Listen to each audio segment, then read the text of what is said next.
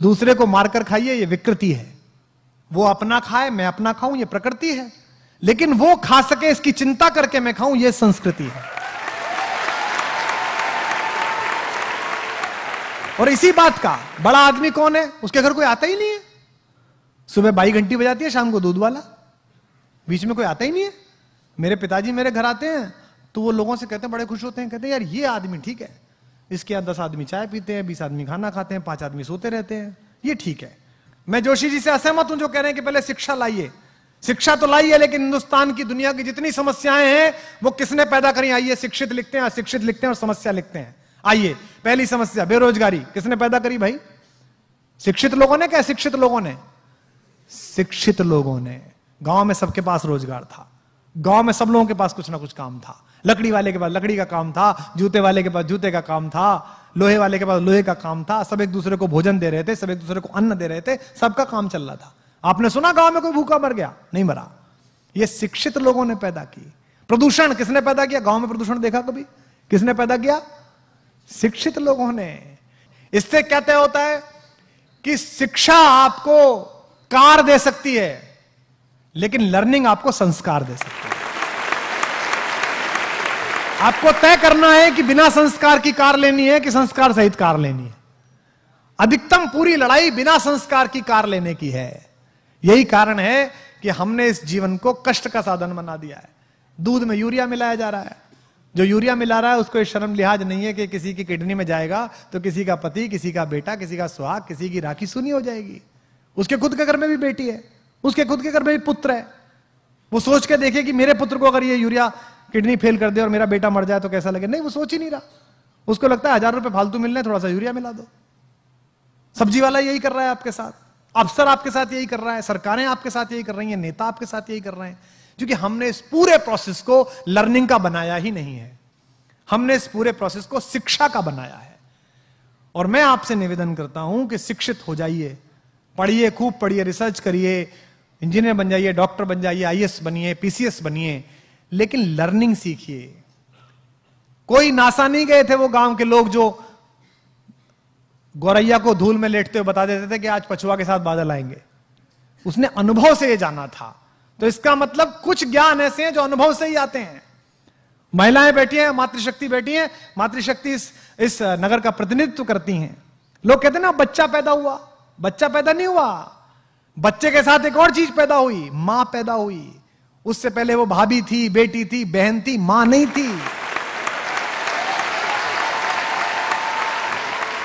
अब वो मां पैदा हुई है। मेरी पत्नी मेरी बेटी को डांटते हुए अक्सर कहती है, तू बनेगी ना मां तब पूछूंगी तुझसे। उसको लगता है खराब बात है। अरे ये सही बात है, क्योंकि उससे पहले वो सिर्फ बेटी थी, सिर्फ वो पत्नी थी, सिर्फ वो बहन थी। जिस बार पहली बार उस शिशु ने आकर किलकारी भरी, उस दिन मां को पता चला कि मैं मां हूं, मेरा बोध क्या है, मुझे जगना इसके अनुसार है, मुझे सोना इसके अनुसार है, मुझे इसका सब काम करना है। उस दिन से उसका बोध पैदा हुआ। तो जैसे आप ज्ञान के साथ यात्रा करते हैं, आपके मन में नई जिज्ञासा पैदा होती है, तो यकीन मानिए आप भी पैदा होते हैं, साथ साथ आप भी नए तरीके से पैदा होते हैं। जब आप कोई चीज पढ़ते हैं और आपको एकदम चेतना आती है कि यार क्या अद्भुत बात पढ़ी, तो ये मानिए कि थोड़ा सा जन्म आपका हुआ है। अब आपको तय करना है कि आपको अधूरा पैदा होना है कि पूरा पैदा होना है। आपको विकल दिव्य अंगों के साथ पैदा होना है कि संपूर्ण सुशोभित शरीर के साथ पैदा होना है।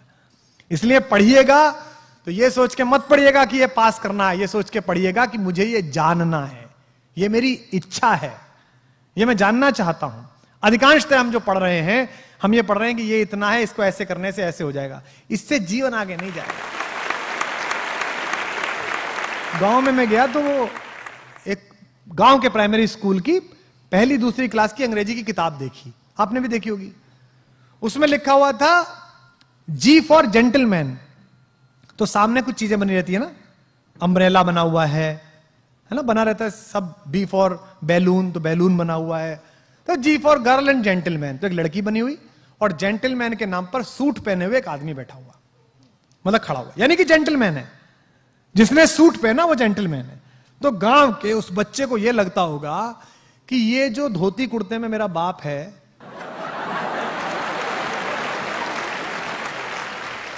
ये जो खेत में जाता है, गुरु ये जेंटलमैन नहीं है। जेंटलमैन कौन है? जेंटलमैन पीडब्ल्यूडी का वो चोर क्लर्क है जो सूट में आता है रोज सुबह सुबह।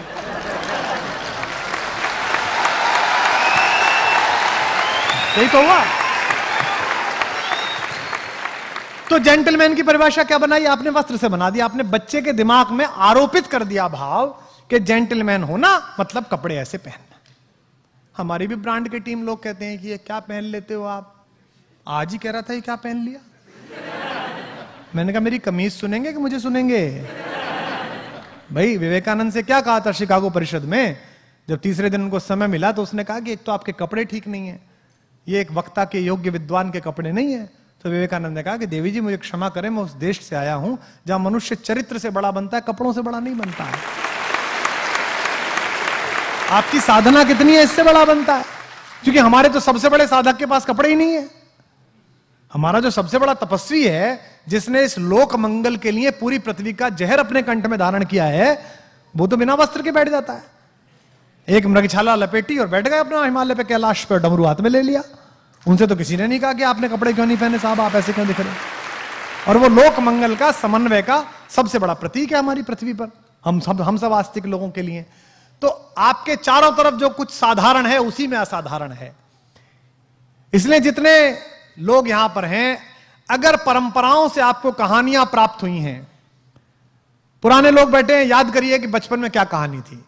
बचपन में कहानी थी कि आचार्य धौम्य ने अपने शिष्य आरुणि से कहा कि भाई मेरे खेत में पानी लगेगा, तुम वहां चले जाओ बेटा। तो वो चला गया, वहां मैंड गिर गई पानी को रोकने वाली, तो उसने अपना शरीर अड़ा लिया।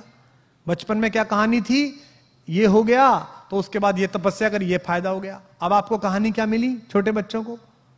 जादुई शक्ति मिली तो झाड़ू नीचे लगाई उसने, हैरी पॉटर ने, और वो खुद ही जेट का जहाज बन के उड़ गया भाई।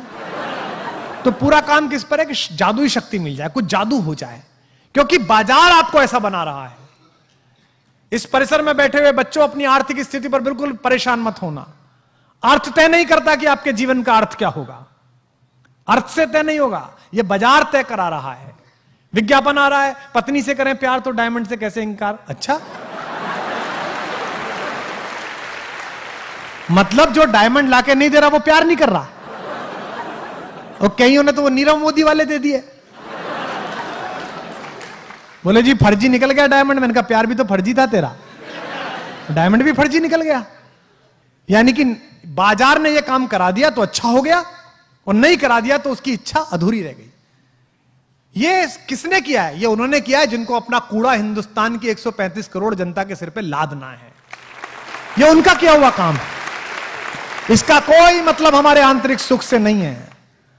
मैं गांव गया जी अभी 1-1.5 साल पहले, वो एक चैनल ने मेरे ऊपर डॉक्यूमेंट्री की, वो प्रोग्राम बनाते थे व्यक्ति विशेष। तो मुझसे बोले जी आपका गांव जरा वहां चलेंगे, थोड़ा गली में घूमेंगे, तो हम पीछे कैमरा लेके चले जाएंगे। मैंने कहा भाई चलो, तो मैं चला गया। तो वहां खेत की तरफ गए तो 2-4 बालक भैंस की पीठ पे बैठ के घूम रहे। तो वो लड़की जो चैनल वाली, वो कह रही थी ओ माय गॉड सर, क्या पुअर, देखिए कितने पुअर हैं और कैसा, मतलब देखिए कैसा लग रहा है इन्हें। मैंने कहा तेरी मर्सिडीज से ज्यादा खुश है वो।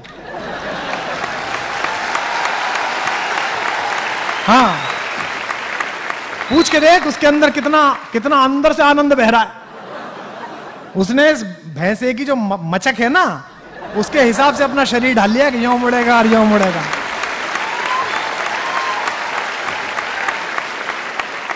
पर हमने बना लिया है। अंग्रेजी नहीं आती तो हमें, अरे क्यों, मुझे क्यों आएगी भाई। हिंदी खराब बोलते समय कभी गिलानी हुई, कभी शर्म लिहाज आई कि हिंदी खराब बोल रहा हूं? फिर अंग्रेजी खराब बोलते हुए गिलानी क्यों है? अरे मेरी भाषा नहीं है, मैं सीख रहा हूं, खराब ही बोलूंगा यार। अब अच्छी आ जाएगी तो बोल लूंगा, ना आएगी तो कौन सा प्रॉब्लम पड़ रही है भाई, ना आएगी तो क्या हो जाएगा। लेकिन ऐसा बना लिया है कि अंग्रेजी, जब तक आप अंग्रेजी जरूर सीखिए, बोल लीजिए। मेरे पास भी ग्रेजुएशन में थी, गोल्ड मेडल मिला मुझे, यूनिवर्सिटी टॉप की मैंने, मुझे भी अंग्रेजी बहुत पसंद है। शुरुआत की कविता अंग्रेजी में लिखी। पर आप देखो कि देसी के अंदर इतना अधिक कमतरी का भाव भर गया है, इतना अधिक इन्फीरियरिटी कॉम्प्लेक्स है। निज भाषा उन्नति है सब उन्नति को मूल। आपको हिंदी बोलने में शर्म आती है, आपको बुंदेली बोलने में शर्म आती है, आपको इस महाकौशल की भाषा बोलने में शर्म आती है। और कितनी मधुर भाषा है, कितनी मीठी भाषा है इस पूरे क्षेत्र की। आप फोन करिए महापौर जी के घर पे, के हैं क्या मैडम? अब भाई तो इतनी हती है भाई, चली गई बाजार में।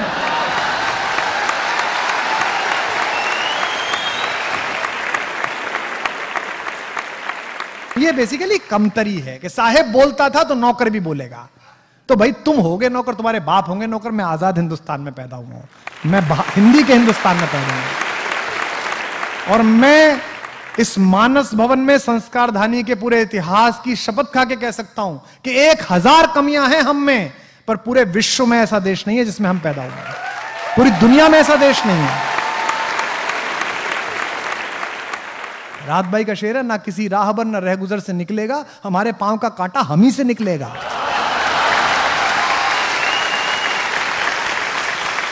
हम अपना काम कर लें। हिंदुस्तान कोई लाल किले का नाम नहीं है, हिंदुस्तान किसी पार्लियामेंट की बिल्डिंग का नाम नहीं है। 1/125 करोड़ हिंदुस्तान मैं हूं, 1/125 करोड़ हिंदुस्तान आप हैं। मैं अच्छा कवि बन जाऊं, आप अच्छे विद्यार्थी बन जाएं, हमारे हिस्से का हिंदुस्तान निर्माण प्रारंभ हो गया, भारत का निर्माण शुरू हो गया, हमने बना लिया अपना हिंदुस्तान।